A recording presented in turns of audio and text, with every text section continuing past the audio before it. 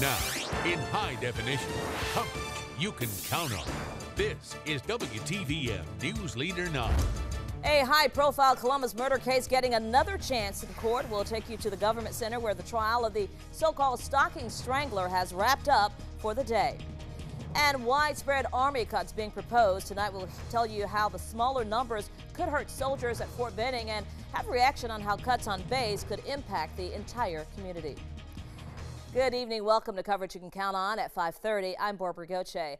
Our top story tonight, day 2 of the Carlton Gary hearing has ended for the day. Gary was convicted of 3 murders in the so-called stocking strangler case from the 1970s and is demanding now a new trial. The bite mark mold taken from one of the victims took center stage today in court, and that's where we find our Rosalind Giles. She is at the government center today with the very latest. So Rosalind, what was the defense trying to prove today? I know there was some talk about the shoe size or the size of his feet and that kind of thing.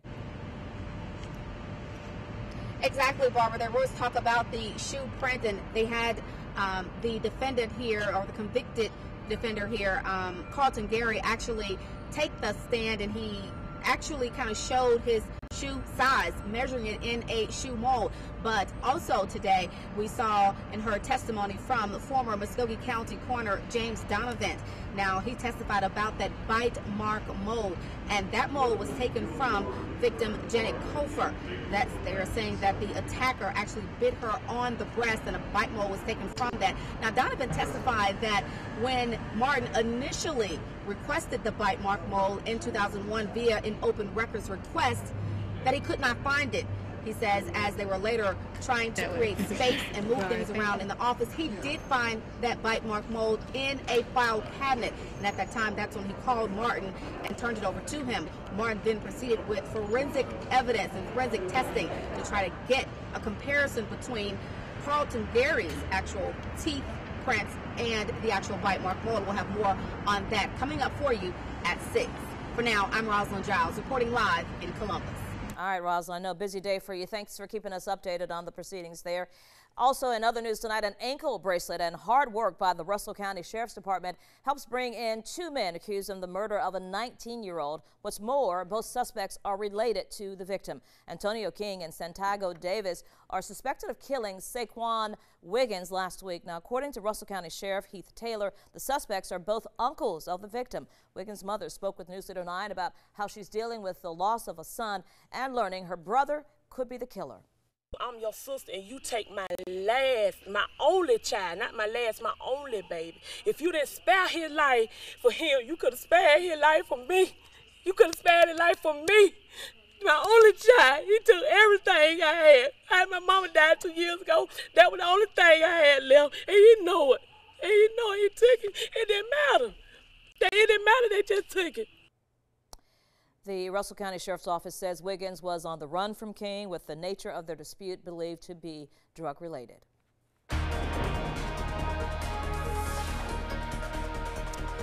Well, this Tuesday's featured more clouds than sunshine across the valley, even a few showers out there as well. Most of the rain across the northern half of the viewing area, and as of now, it has not lasted for very long. We're talking just some light scattered showers out there.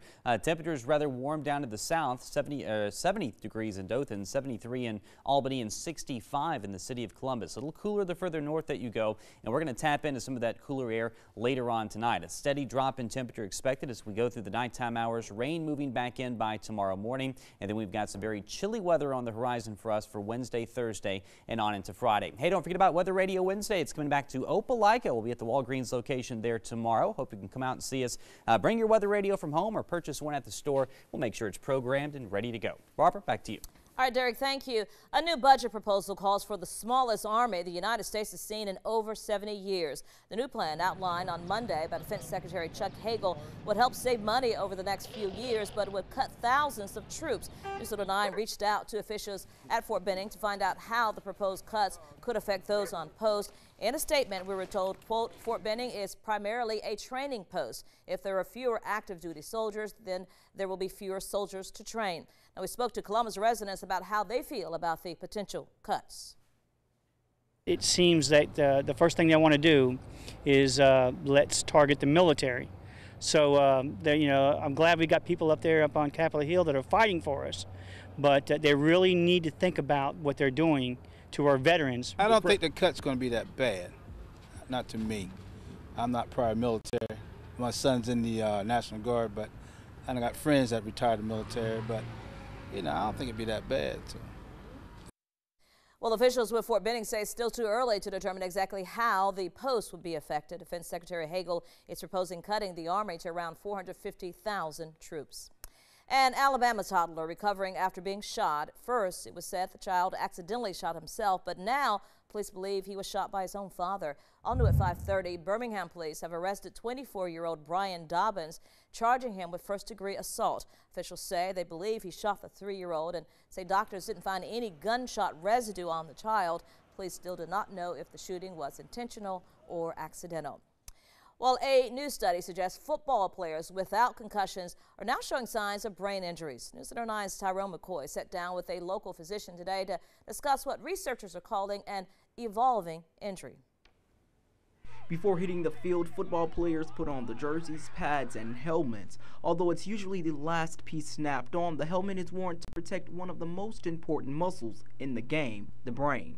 A football helmet is designed to absorb some of the force of a blow. And while helmets like this one may protect players' heads and faces from broken bones, Dr. Zenga says the padding on the inside does very little to protect the brain from concussions. It's not necessarily going to reduce the force that's transmitted from the outside to the inside to the brain.